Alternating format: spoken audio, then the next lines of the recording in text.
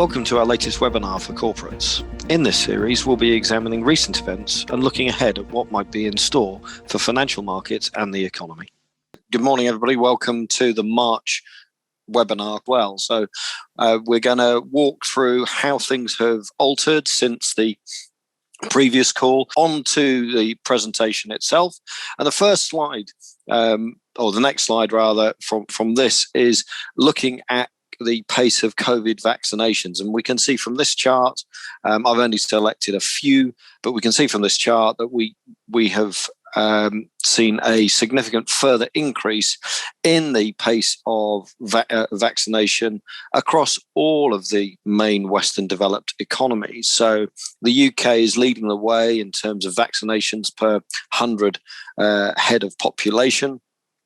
The United States is also seemingly seeing their pace of vaccination program picking up.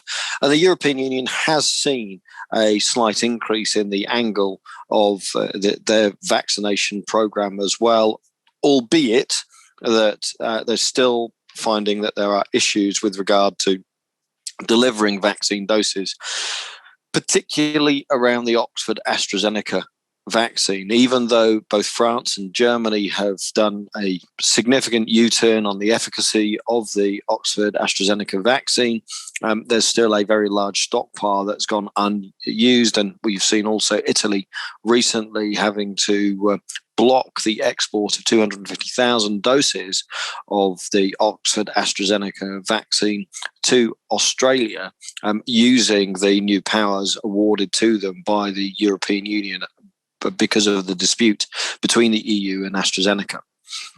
I think the other thing to note is that quite a few of the vaccine programs in the UK's was one of the first to do this, and now elongating the period between giving the first dose and giving the second dose of vaccine. And so you will see some slowdown in the pace of vaccinations per head of population in terms of first doses versus second doses, unless they can accelerate their vaccination programs further.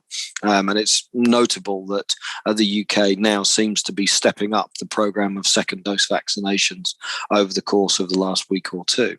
We haven't seen the same scale of vaccinations across the rest of the world, particularly in the emerging and developed countries. And I think that is going to be crucial in terms of trying to get on top of coronavirus, if indeed that's what the world wants to do. Because if you leave anywhere unvaccinated, then coronavirus will be able to mutate in those areas, and potentially one of those mutations may fall through the cracks as far as the vaccine's efficacy is concerned. But the good news on those vaccination programs is that quite a lot of them are now reaching a point at which we're at herd immunity or close to herd immunity, and consequently we are starting to see the unlocking program beginning with regard to most of these countries. So if we look at the next slide, then this sort of details some key dates for the UK and also what's happening in the rest of the world. And the key dates for the UK, well, the first one's already gone. So schools have reopened in England and some outdoor meeting has been sanctioned. 29th of March is the next key milestone as far as the dates are concerned, when they reintroduce the rule of six and allow outdoor sports facilities to reopen, as well as organised outdoor sports to resume. And then you get to the 12th of April, and this is where all non-essential shops will be allowed to reopen. So about a month away from now, you'll have all non-essential shops reopening, outdoor pubs and restaurants, outdoor areas and pubs and restaurants allowed to serve patrons, gyms, spas, domestic holidays reopening, zoos and theme parks reopening as well. And then you get to the 17th of May, and that's where but no earlier than the 17th of May, international leisure travel is set to resume, and a number of other indoor venues are allowed to reopen as well. And then by the 21st of June, assuming all goes well, then you get nightclubs reopening and no limits on social gatherings. So things like weddings, etc., can go ahead with no limitations. But of course, all of this is still informed by the data. So it'll be informed by rates of infection, hospitalizations, and deaths. Those are the three key elements of this, and again, the issue for not just the UK but for other countries will be about not overwhelming, not swamping the healthcare systems with regard to coronavirus, so that they can get back on track with regard to other operations and other treatments.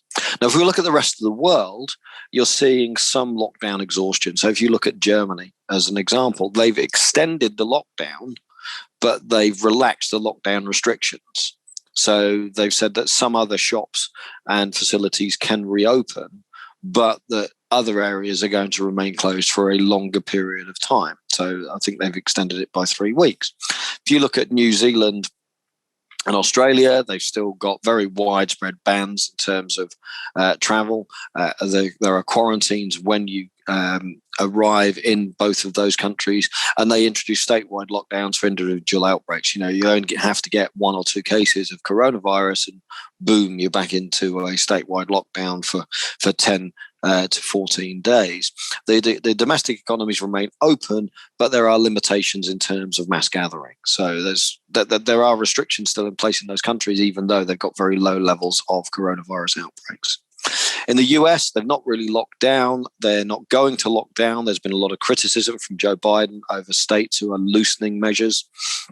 And despite all of this, COVID infection numbers are beginning to fall.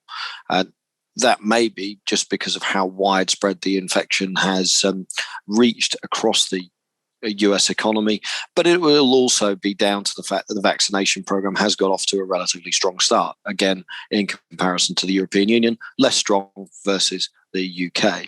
France still has its 6 p.m. to 6 a.m. curfew in place, but schools have been largely open throughout. Spain has restrictions on inter-region travel being mooted for Easter, but bars and restaurants have basically been open, and similarly with schools. Moreover, I think that Spain again exhibits a similar problem with regard to vaccinations. And across Europe, Germany, France, Spain, Italy, there is much more widespread vaccination skepticism than we're seeing in other countries. Now, that may be important in terms of how fast and how far they can go with unlocking. And of course, because their vaccination programs are well behind the US and the UK's, and that might mean that their economy recovers much more slowly than the US and UK's as well, and that will have implications with regard to currencies. If we move on to the next slide, and this is another sort of question, what will happen with regard to vaccine passports? The debate on this seems to have moved on. If we're looking domestically, I don't think the idea of vaccine passports is going to fly in terms of that you can't go to a bar or a restaurant or any other place where you will come into potentially close contact with other individuals if you don't show that you've already had the vaccine, because we know, for example, that the coronavirus has a much more devastating effect on certain age groups as far as hospitalizations, serious illness and death. And equally as well, we're only slowly moving down the age curve as far as vaccinations being offered. So that would mean discrimination against younger age groups who are not going to be offered the vaccinations, younger age groups in adults rather, who are not going to be offered the vaccinations until much, much later into the year. So I don't think from a domestic standpoint that will fly. And I think this will possibly be combined with testing. So if you aren't able to get a vaccine, then you may well be able to get a negative test before you travel in order to demonstrate that you're not carrying the coronavirus. So I think that you will see this on international travel, but I don't believe that you will see this introduced in domestic economies, whether that's the UK, the US, or indeed across Europe, because it involves a significantly higher degree of administration, and it will create a two-tier system. So non-essential retail, for example, won't be asking for vaccine passports, but non-essential services like restaurants, bars, hospitality, gyms, cinemas, etc., might have to. and that might lead to some disparity in spending. So that will be an interesting thing to watch in terms of the recovery of certain elements of the UK and other economies around the globe. If we move on to the next slide, we look at what Rishi Sunak announced in the budget last week. Well, what he announced was that they're going to keep borrowing for now. So the support that was in place with regard to businesses and households remains in situ until really the end of September for most of these measures. But then we're going to step relatively rapidly away from that. The budget surprised a little bit with regard to the super deduction that was announced by Rishi Sunak for investment allowances. I do think that there is a hope, and this was seemingly articulated by the business secretary, that they might not have to introduce the entirety of the tax increases that are potentially going to be placed upon the UK economy. So things like the income tax threshold freezes and the corporation tax rise, it might not have to be as significant as large if the UK economy is able to recover more quickly. And I think that's really, I mean, that's a good synopsis of where a lot of economies are, that they recognize that there will be a price to pay for all of the temporary support that they provided for their economies. But they're hoping that the price to pay will be less because the extent of the recoveries is faster and the extent of the downturns was smaller than previously expected. But there is a question mark. If any government, if any economy is raising taxes, what will that do to growth? And I think there is a fear that that will slow the pace of growth down. And it will mean that in terms of recouping the taxes with regard to supporting the recovery in the deficit, so getting the deficits back to manageable levels, sort of a couple of percentage points, that if you're raising taxes, you're potentially getting to the point where you're creating an environment that is actually self-defeating, that tax increases will just lead to lower revenue raised because growth will be lower. And that's a big question as far as the US is concerned. The question mark as far as the US recovery plan, their fiscal stimulus, which is still with the House of Representatives being voted on early in the US morning, and will then go to Biden for his signing. That is already baked in. That $1.9 trillion of additional fiscal spending is already baked in. But Biden then has a very ambitious plan for economic transformation, for investment in infrastructure, for investment in energy transformation as well. So moving towards more renewable forms of energy, and has already faced some pushback from senators, particularly moderate Democratic senators, that are saying, don't try the same trick that you have with the fiscal stimulus or fiscal relief bill that we've signed or signed off on, because we won't vote for it. And anything that includes significant tax rises, and again, the reason I'm focusing on tax is because I see this as critical. Anything that focuses on tax rises in order to fund your plans for additional infrastructure spending and additional energy transformation is not going to get the vote of moderate Democrats, because those moderate Democrats think that it is unlikely to fly with even moderate Republicans.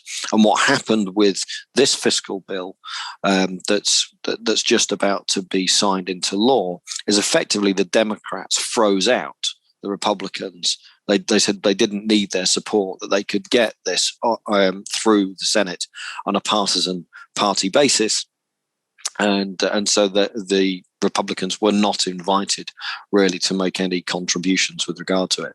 The fiscal stimulus is important for two reasons. Number one, I've talked about potential tax rises and what that that might mean.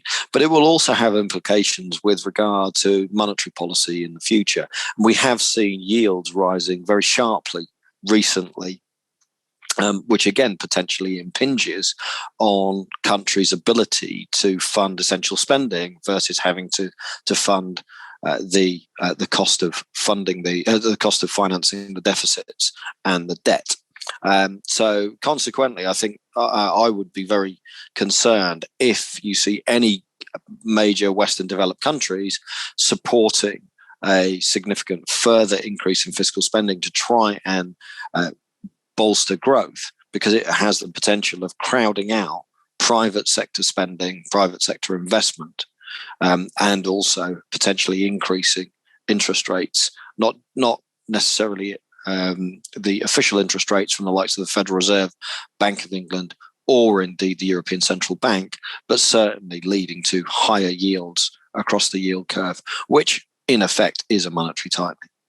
So if we move on to the next slide, and just this again talks to the point that where the hope is from fiscal authorities, from monetary authorities, and from economies generally, is that the damage done is lower than previously expected.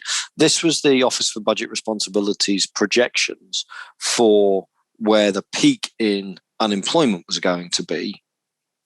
And the peak in unemployment has gone from sort of potentially being close to 8%, sort of 7.5%, between 7.5% and 8%, to now about 6.5%. So a full percentage point below where they were expecting only 4 months ago. Remember, this previous forecast was done in November.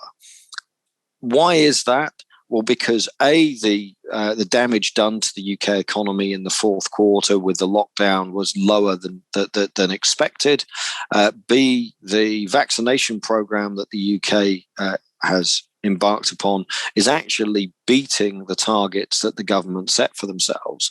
So there is an argument to be had that the government could agree to an earlier unlocking of the UK economy, although I don't think that they will.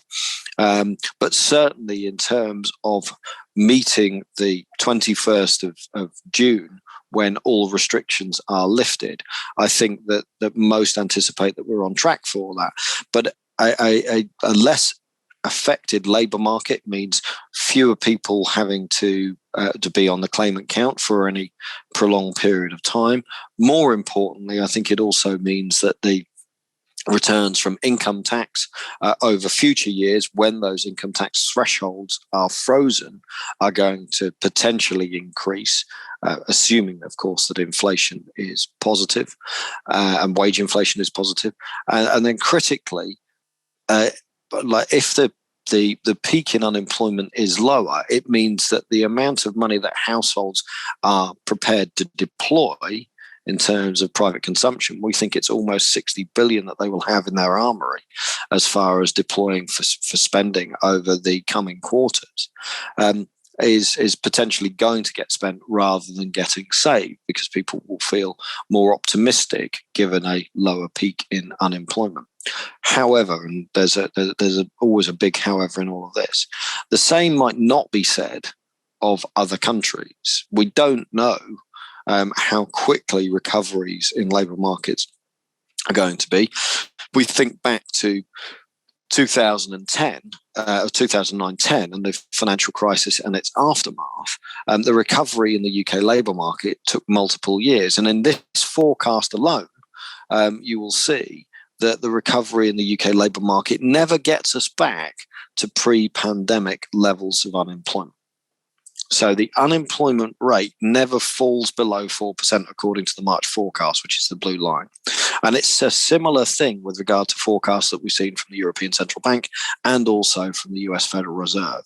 And so there is lasting scarring, even though the damage on the labour market is predicted to be lighter than previously anticipated. And again, given the balance of economies, the UK is being heavily services related, will that have a medium to longer term impact with regard to consumer expenditure and with regard to UK economic growth? That's something to think about with regard to where currencies might be heading in the medium to longer term rather than in the short term. Moving on to the next slide, and that is the currency forecasts. And you'll see that those haven't really changed that much. We're still expecting that sterling will hold it around these current levels, 139, 140, down into the 138 over the remainder of 2021. But that there's a potential sting in the tail coming in 2022, and we would expect to see sterling falling back towards 133 and potentially even 130. Now, that could happen earlier, and I certainly think that as far as sterling dollar is concerned, over the course of the remainder of this year, it's going to struggle to make further headway higher. The reason being is that all of the positive news as far as vaccinations is broadly speaking priced in. The vaccination programs in the US are likely to be further bolstered by the fiscal relief program that is currently before the House of Representatives, and because that spends, I think it's almost $500 billion on both treatment and also vaccinations for the US. So there's definitely room for the US to play some catch up. And equally as well, I think it's going to be very difficult for not just the UK economy, but most economies to outperform some ambitious expectations for growth in 2021 and beyond. If you look at the Bank of England, they expect the UK to have recouped all of its lost economic output by the end of the first quarter of 2022. The OBR said it would be the end of the first half of 2022.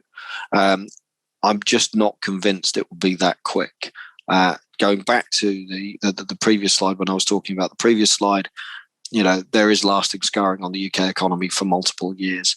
And so consequently, I think it will take a little longer. It might take until the end of 2022 or into early 2023 before we see the UK economy recouping all of its lost output. The US, on the other hand, is probably going to do it by the end of the first half of 2021 by the looks of things. Against the euro as well, although our forecasts suggest that we've got sterling euro heading lower from current levels, I think in the short term, over the next month or two, there's the potential for it to take another good look higher to previous highs above 117. Again, it starts to run out of momentum and oxygen at those sorts of levels. And I noted in this morning's daily comment, for example, that you are seeing some problems re-emerging in terms of freight shipments from the continent to the UK and vice versa, a greater number of rejections. Remember that in early April, you're going to have the full border checks being instigated, or they should be instigated on both sides of the channel. And so for continental Europe and the UK, there is going to be potentially another round of disruption as far as trade is concerned, and that could have some short-term negative effects on trade. So bearing that in mind, the next month or two, 117, possibly up to 118 is a risk, but longer term, I think sterling euro is going to head lower. And again, the UK has built up a lot of points, positive points, as far as its vaccination program is concerned. You would expect Europe to be playing catch up over the next couple of quarters into the end of 2021. Other questions to ask, well, what's going to happen in commodity currencies or Asian currencies as recoveries ensue? And I think there's a particular point to throw in here. Given that a lot of emerging countries didn't have the fiscal firepower to throw at the pandemic problem, their fiscal position is one that's worsened almost solely because of lower growth. So as economies recover, their fiscal positions could recover faster. So watch out and see whether that has a positive effect on some Asian currencies in particular, tied to the Chinese renminbi, which was, China was one of the few economies that actually grew in 2020 as expected to grow by more than 8% in 2021, I think that could play positively for Asia, outperforming the rest of the world and outperforming the likes of the Western developed world, but other emerging markets as well. I don't think Latin America, I don't think Africa, I don't think emerging Europe will perform anywhere near as well. The one set of economies that might perform strongly is the Middle Eastern economies, supported by a buoyant oil price once again. And that's really the last point. What about the commodity currencies? I think there's room for maneuver for strength as far as commodity currencies are concerned. So things like the Brazilian real, the Russian ruble, the Canadian dollar, all of them are expected to remain reasonably strong. The potential outlier in this is the South African rand, and only the South African rand is only an outlier because a number of the fiscal policies and the current ruling government they've made a bit of a hash of their coronavirus strategy. But overall, I think we're optimistic for the very short term about sterling, but realistic that sterling's had one heck of a run higher as far as against the US dollar, and it's made some decent gains against the euro, and it might give some of those back in the remainder of the year.